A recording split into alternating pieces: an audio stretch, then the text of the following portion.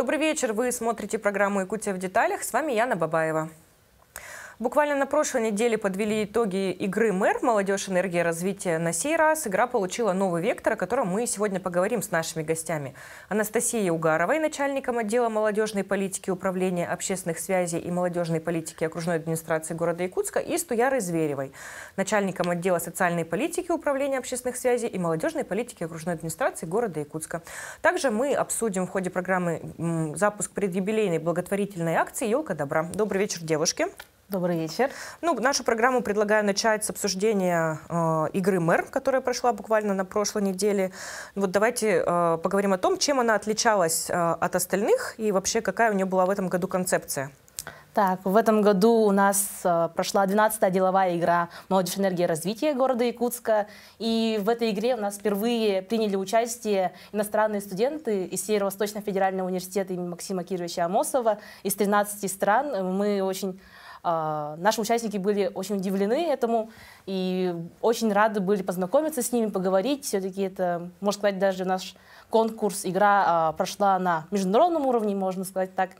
И в этом году участники разрабатывали проекты по патриотическому воспитанию населения города Якутска, и все эти проекты войдут в нашу новую муниципальную программу как раз-таки патриотического воспитания.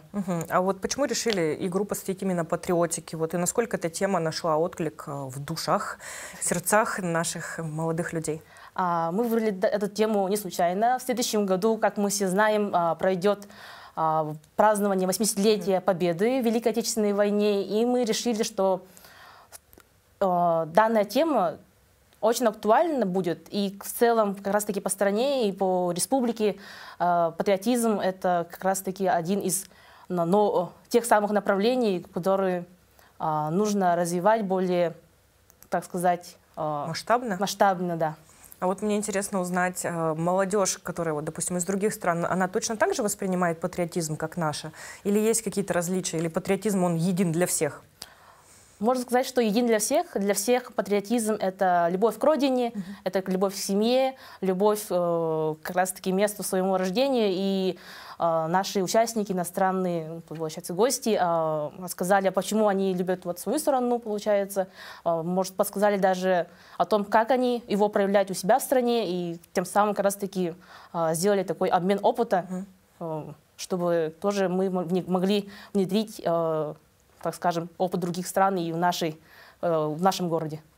А кто стал наставниками в игре «Мэр»? То есть обычно же там есть наставники, люди, которые подходят, дают советы, либо выступают, рассказывают. Кого выбрали в этот раз? В этом году нашими наставниками и модераторами были Гулжан Абдикеримовна Оганерова, это заместитель председателя Общественной палаты Республики Саха-Якутия, имеющий богатый опыт патриотического воспитания. В целом вообще человек, который может рассказать, поделиться всем тем, что она делала как раз-таки на благо республики, на благо города. И также на второй день к нам присоединился Иннокентий Петрович, директор развития Высшей школы инновационного менеджмента при главе Республики Саха-Якутия. Он также поделился о том, как правильно упаковывать проекты, подсказал в целом, куда нужно направлять свою идею, свою инициативу, чтобы это действительно могло лечь в основу муниципальной программы. Давайте вспомним, как проходили раньше игры. Я думаю, что Туяра Витальевна нам в этом вопросе подскажет. Давайте вспомним самую первую игру «Мэр», или как минимум третью. Я даже в одной из них участвовала. Прям на самом деле был такой приятный, хороший опыт. И даже некоторые проекты отразились в городской повестке, то есть вошли, скажем так, в историю, можно сказать, с ними. Поэтому было очень здорово. Первая игра же немножко отличалась от того формата, который есть сейчас, и немножко концепция поменялась. Да, и первая игра «Мэр» прошла в 2013 году. Если я не ошибаюсь, это было в Сосновом Бору. Да. Также было 70 участников, 7 команд по 10 человек. И они в течение 3 дней разрабатывали проекты уже на базе лагеря «Сосновый Бор». После у них была защита. Да, там, если сравнивать первую игру, которая сейчас проходит, это отличается. И все равно даже молодежь уже другая. И другие идеи. А какие проекты у нас были реализованы? Это теплые остановки за все это время, за 13 12 лет деловой игры. Это теплые остановки, которые сейчас вот по сей день пользуются как бы большой популярностью и очень полезны как бы для нашего города. Да. Также это вот электронное табло тоже все-таки то, что, наверное, ждали многие в те годы, о том, чтобы знать, когда приезжает автобус, особенно в зимние условия. Вот. И, кстати, в 2021 году участники вот деловой игры решили, скажем так, увековечить данную игру и разбили, получается, придумали проект сквера молодежи. Как раз-таки она стоит напротив главного учебного корпуса СУФУ, вот через озеро. И там по сей день молодежь отдыхает, получается, после учебных дней, да, получается так. Ну, то есть, получается, проекты нашли отражение в жизни, это очень удобно, полезно. Ну вот, а давайте вспомним, как игру проводили в пандемию. Вообще-то что-то менялось? Переходили ли на онлайн-формат или, наоборот, отменяли игру? Ну вот, могу сказать то, что как раз до пандемии мы успели провести 8-ю деловую игру ровно перед ним, но прошло в таком же формате, и уже в 2021 году игра немножко вот с ковидными ограничениями уменьшилось количество участников наполовину. Но все равно прошло в офлайн режиме. Мы понимаем то, что молодежь должна общаться, даже посредством дистанционного онлайн режимов. Это не можно, ну, сказать, молодежь не сможет продумать как раз-таки те проекты, которые они могут сделать именно в команде, общаясь между собой, контактируя. Но это, конечно, все было с ковидными ограничениями. Да? Ну, то есть вы согласны с тем, что нужно все-таки молодежи встречаться, общаться, то есть это не в какой-то степени не взрослые люди еще до конца, то есть им нужно как-то познакомиться с друг другом. А вообще, как вот команда между собой знакомится и насколько потом вот это вот деловое общение перерастает в дружеское? Есть такие примеры? Но мы же сначала же проводим уже игру с психологами, как раз на командообразование. И после, ну, как мы уже замечаем, сколько игр мы уже провели, после этого они уже начинают дружить друг с другом. И уже такие скомпоновываются уже команды. Вот. Да. Но я думаю, что игры на командообразование очень помогают командам. Ну, то есть, получается, если раньше, допустим, в игре мэр мог принять участие только человек, который работает в окружной администрации, либо в каких-то, ну, скажем так, дочерних предприятиях, то сейчас уже формат немножко поменялся. И вот насколько изменение формата повлекло какие-то новые решения? То есть все равно человек системы, он как-то прям думает, как сделать, есть у меня бюджет, а вот человек, который вне системы, он думает совсем по-другому. И если их объединить, то вот действительно получается какой-то такой микс. Насколько вот это принесло продукт вот этот вот общий, ну, прям какой-то новый виток в игру? Ну, можно сказать то, что, ну, получается, начнем с того, что молодежь у нас разделяет, ну, возрастная категория, это с 14 до 35 лет, это огромный, получается, промежуток времени, и человек, что думает 14 лет, и человек, который в 35 лет, это вообще разные люди. И в целом, как раз-таки, если молодежь думает более сказочно, да, скажем так, да, более так мечтательно, то уже взрослые люди дают оценку о том, что действительно можно ли такой проект реализовывать в наших условиях, и как раз-таки смешение мечты, фантазии и реальности как раз-таки делают проекты более реализуемые и более как раз инновационными. А вот какую роль в самой игре играет мэр Евгений Николаевич Григорьев? Вот, то есть он приезжает, оценивает проекты, вот как сейчас это проходит? Так, ну в этом году, к сожалению, Евгений Николаевич не смог приехать в связи с рабочей командировкой, но он пожелал всем участникам успехов, действительно сделали, чтобы они разработали классные проекты. Но в целом могу сказать, что Евгений Николаевич является у нас председательствующим жюри, он смотрит все проекты, оценивает их, дает свои советы, рекомендации о том, как можно даже реализовать своими силами свои проекты.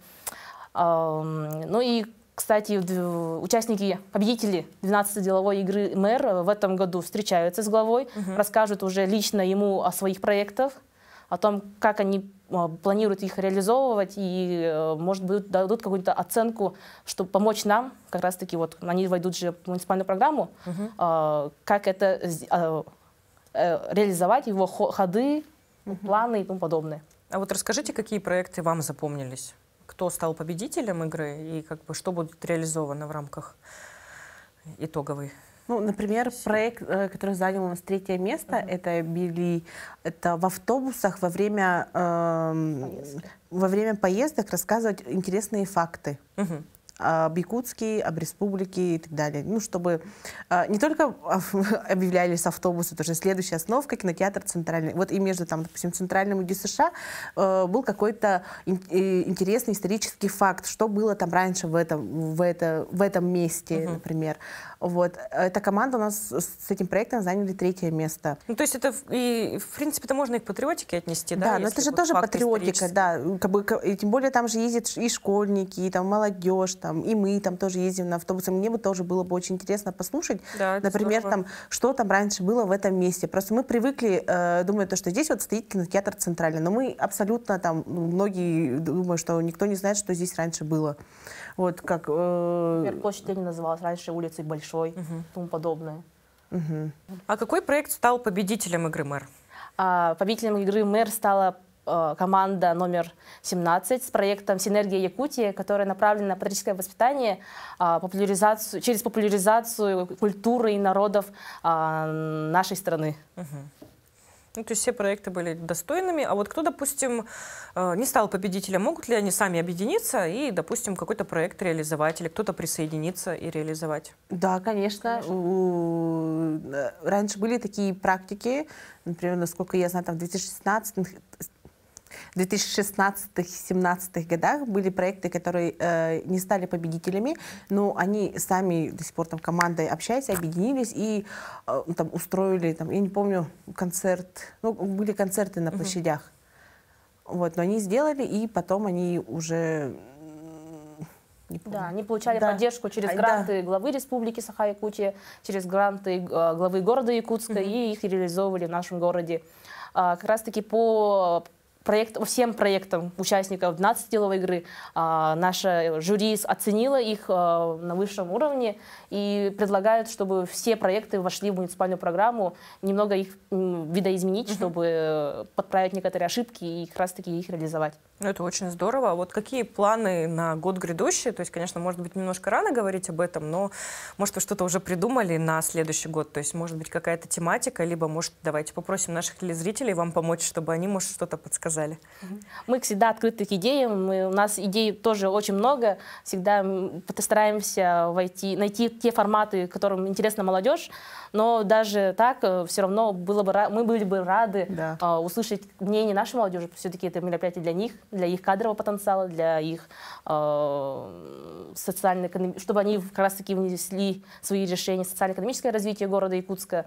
Так что мы всегда рады предложениям. Это очень здорово. Предлагаю на этой прекрасной ноте нам перейти ко второй нашей части. Это обсуждение акции «Елка добра». Я, наверное, больше тут буду к Туяре вопросы задавать.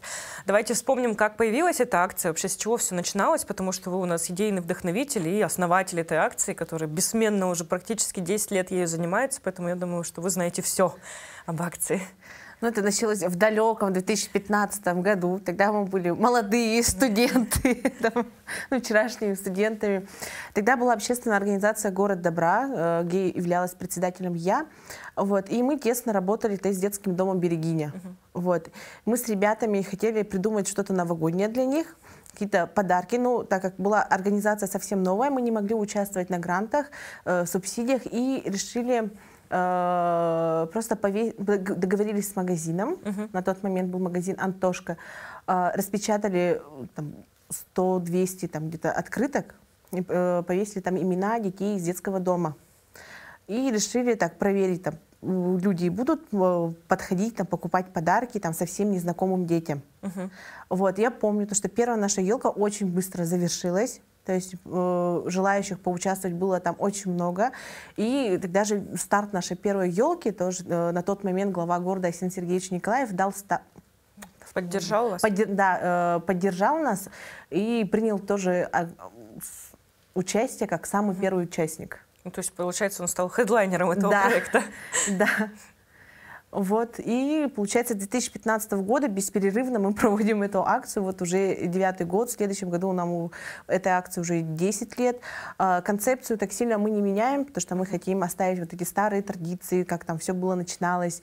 Ну, думаю, то, что там и менять особо ничего не надо, там, как бы открыточки, дети, там, правила участия там остаются такими же, которые были там 9 лет назад. Ну, то есть все привыкли уже? Да, так, все уже привыкли, и очень много... Есть участников, которые участвуют уже именно вот с 2015 года. Они уже тоже как бы вместе с нами растут, приходят своими семьями, своими детьми, там, детям рассказывают. Но это очень приятно, потому что они же нас отмечают там, под хэштегами там, нашей страницы. Тоже, ну, я постоянно смотрю, наблюдаю, говорю, о, типа, она же вот уже 3-й год участвует. Там, ой, она была первой, у меня есть эта фотография, там, я достаю из архива, смотрю. Далее. И дети, которые вот... которым мы дарили подарки в 2015 году, они уже совсем взрослые, но самое приятное то, что они нас до сих пор помнят. То есть они вот там в каком 2002-2003 году, кажется, там, они приглашали нас на получение паспорта. Вот, там, на дни рождения зовут там к тебе. Ну, обязательно. Ну, мы принимаем эти приглашения, конечно же, приходим и думаю, то, что мы уже большинство детей уже знаем как своих. Туяра, вот было очень много аналогов этой акции. Как вы думаете, почему они не прижились? У нас акция уже, как я еще раз повторю, то, что она очень давно, которая родилась именно в городе Якутске, которая получила поддержки от администрации, от жителей, от других общественных организаций. Там, с 2019 года акция стала республиканской, то есть к ней начали присоединяться другие районы Улусы. Вот. Но мы, как бы, я знаю, то, что есть там стоят другие елки, там тоже с детьми, но мы идем навстречу, мы поддерживаем их тоже, пытаемся как-то объединить там, нашу акцию, потому что мы все равно помогаем одним и тем же категориям детей. Ну, то есть, если раньше были дети только из детских домов, то сейчас, насколько я знаю, там есть и социально незащищенные слои. Да, там дети с ограниченными возможностями, дети из тяжелых жизненных ситуаций. Конечно, к сожалению, мы не можем охватить как бы все семьи, которые оказались в тяжелой жизненной ситуации, но мы стараемся для этого, мы пытаемся вот каждый год увеличивать наш охват. Ну вот сейчас какой охват у вас получается? Сейчас 2400 детей. Ну, это очень много. Ну вот, а кто может принять участие и что для этого нужно сделать? Расскажите немножко о правилах, чтобы наши люди сходили. Участие может принять абсолютно любой человек. Наши елки стоят в 2 бабульгумах, это на Дзержинского и на Кальвица. Там стоит наша елка прямо при входе. Выбирайте открытку. На открытке написано имя ребенка и из какого он учебного заведения и возраст. Там у некоторых детей написан диагноз, ну, чтобы это тоже подобрать подарок типа, под их диагноз. Вот. Обычно подбирают подарки по возрасту.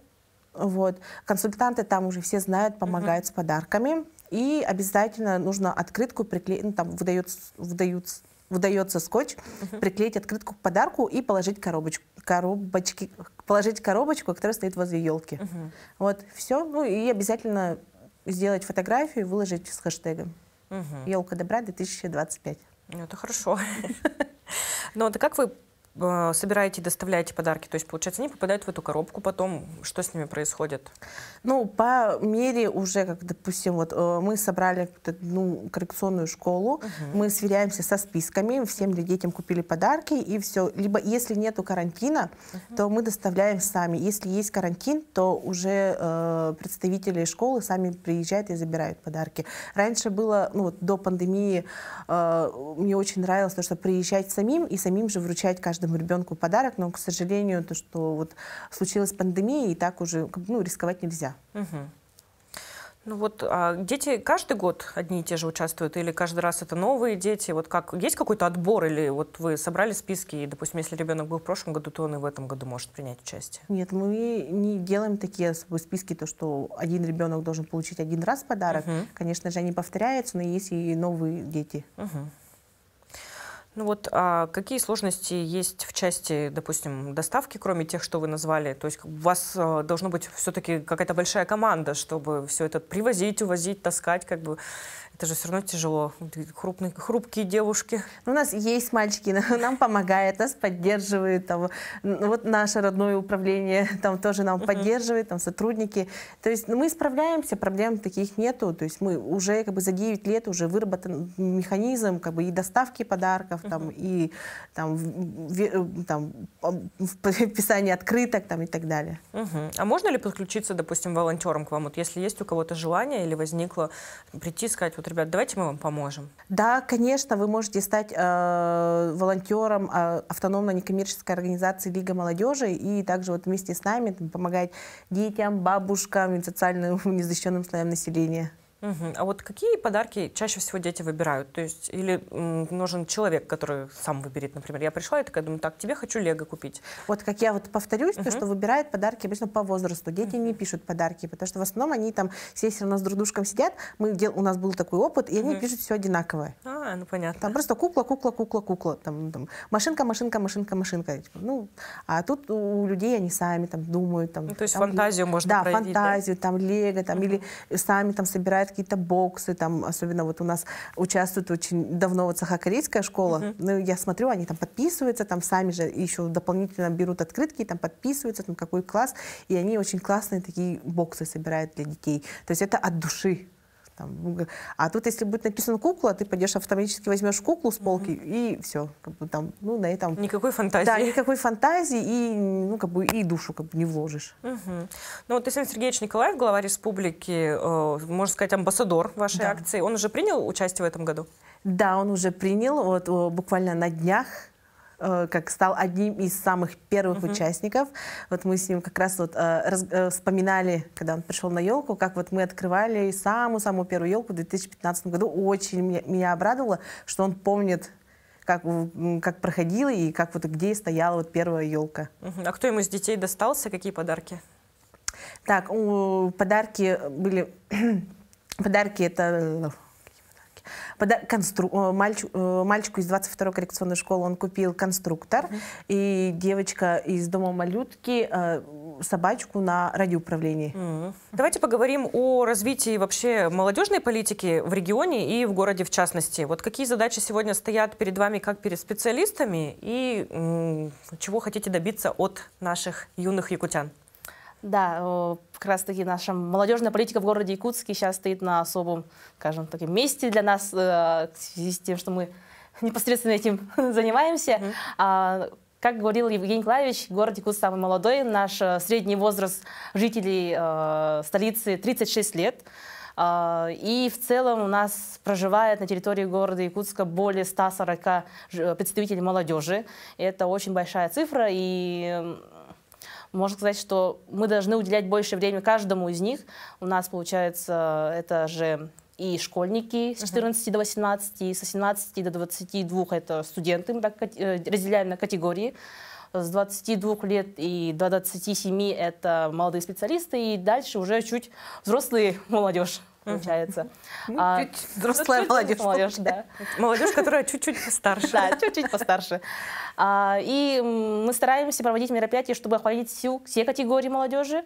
Так, в этом году у нас совсем недавно прошел слет молодежи, студенческой молодежи совместно с местным отделением движения первых. Мы провели его на базе Якутского промышленного техникума. Там были представители со всех практически среднеспециальных учебных заведений. Также мы пригласили из близлежащих районов республики Саха-Якутия, чтобы они познакомились друг с другом. И как раз-таки они являются же своего рода лидерами своих учебных заведений. И мы постарались сделать так, чтобы мероприятие не только сплотило их как команду, которая приехала на слет, но и также познакомилась с другими ребятами, тоже переняли их опыт, знания и как раз-таки смогли также вовлекать в активную студенческую жизнь и своих, получается, коллег, одноклассников.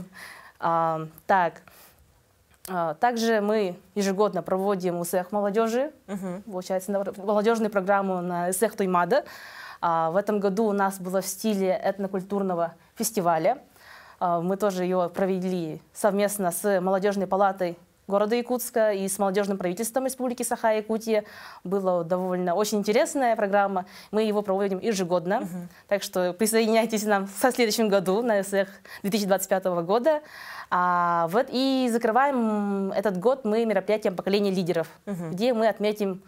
Получается, у нас ежегодно есть 10 номинаций. Ежегодно мы награждаем лидеров года, волонтера года, также отдельная номинация «Лучшие молодежные советы округов, пригородов города Якутска», «Лучшие молодежные общественные организации» и тому подобное. Также, конечно, мы не забываем о том, чтобы отметить и наших общественников среди молодежи благодарственными письмами окружной администрации, Министерства молодежи, скажем так, чтобы каждого не забыть, чтобы отметить заслуги.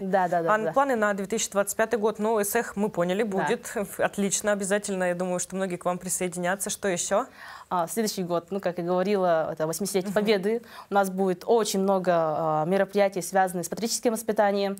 Это, конечно же, ежегодная акция «Свеча памяти». Также мы продумали многие новые форматы проведения акций патриотических.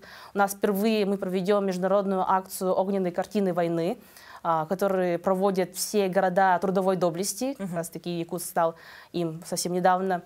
Также у нас останутся и те мероприятия традиционные. Это школа-тренинги по добровольчеству, также слет останется по-прежнему.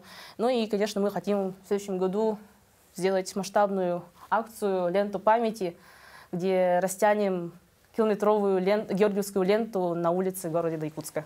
Ну, то есть жители города, естественно, могут к вам присоединиться и принять участие в акции. Ну вот хотела вас еще спросить, каждую, я думаю, что для вас значит молодежная политика и какая она современная молодежь? Вот в чем ее отличие от молодежи, которая была, не знаю, 10 лет назад?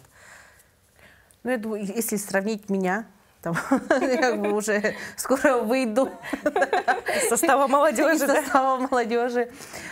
Если сравнить мою молодежь, которая вот со мной, мои одноклассники, с кем я училась, и сейчас нынешняя молодежь, то нынешняя молодежь более продвинутая, как-то еще можно сказать, наверное, в IT-сфере, да, то есть если раньше мы в компьютерах сидели только в соцсетях, то они сейчас уже не фильмы монтируют сами, делают какие-то суперкрутые ролики, суперкрутые презентации, но они такие более, мне кажется, по моему мнению, что они развиты более в IT-сфере.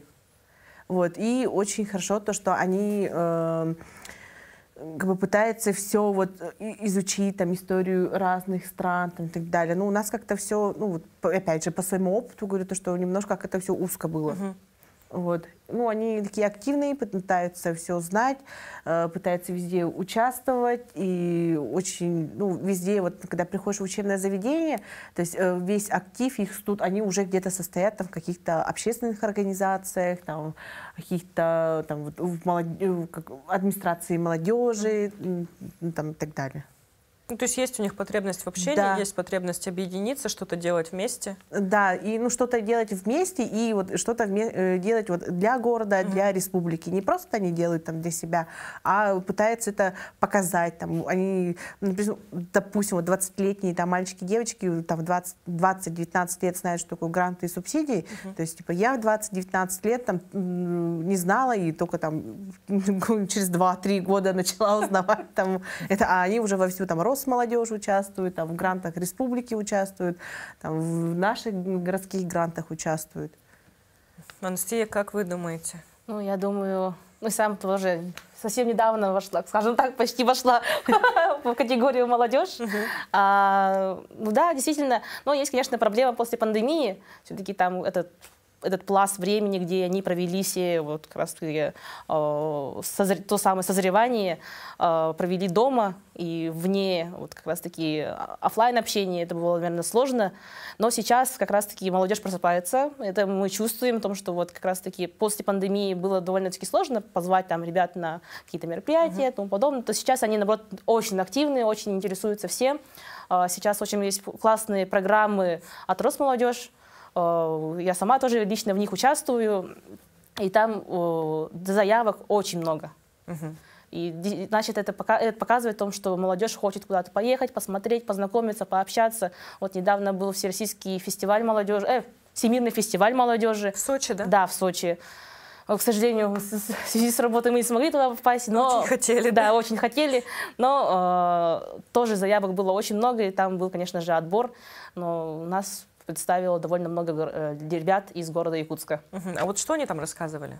Они рассказывали про Республику Якутия, они показывали визитную карточку нашу в составе команды, вот, получается, делегации республики. Что могу сказать? Ну, общались. Да, общались, они также познакомились и с другими ребятами из других стран. У меня, получается, ребята, которых я хорошо знаю, они пришли с огромными впечатлениями, сказали, какое это действительно масштабное событие, и что данное мероприятие должен посетить каждый представитель молодежи, почувствовать тот самый вайб, когда молодежь как раз-таки объединяется над одним, и что мир во всем мире, и вообще все классно и круто. Давайте поговорим о том, как организована работа в управлении, поменялось ли что-то за последние несколько лет, и какие задачи и планы стоят перед вами в глобальном плане. Ну, у нас, во-первых, название управления поменялось. Теперь у нас 3 отдела внутри управления. Это отдел общественных связей, отдел по молодежной политике и отдел социальной политики. Но наши глобальные планы, это, конечно же, тот самый план, который мы поставили себе, действительно, который мы должны достичь, это же открыть в каждом округе и пригороде нашего города молодежные центры. Мы добиваемся этого, чтобы в каждом... Ну, то есть у нас, получается, в отделе молодежной политики 3 человека, и 3 человека не сможет охватить весь город. Все эти 140 тысяч человек. И поэтому мы стараемся сделать так, чтобы в каждом округе был специалист, который мог бы подсказывать молодежи, мог бы собирать их, как раз-таки, чтобы они внедрились, вникли о том, как важен голос молодежи в решении многих городских проблем, потому что как раз-таки мы являемся будущей столицей, будущими руководителями этого города. А вот как проходит организация больших мероприятий, например, как Свеча памяти? То есть это же очень много людей должно быть задействовано, чтобы все хорошо прошло. А вас всего 3. Как вы это успеваете, как организовываете? Нас 9 по отделам, если брать. В каждом отделе по 3 человека.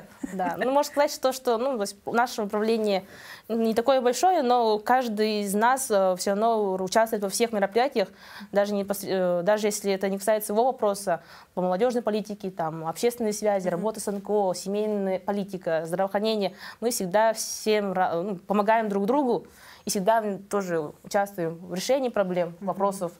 Когда делегируем обязанности, вот, например, я была с ними весь мэр, там, они будут у меня на семейных мероприятиях и так далее. Каждый знает, перед мероприятием мы обязательно делегируем, кто чем будет заниматься в дни мероприятия.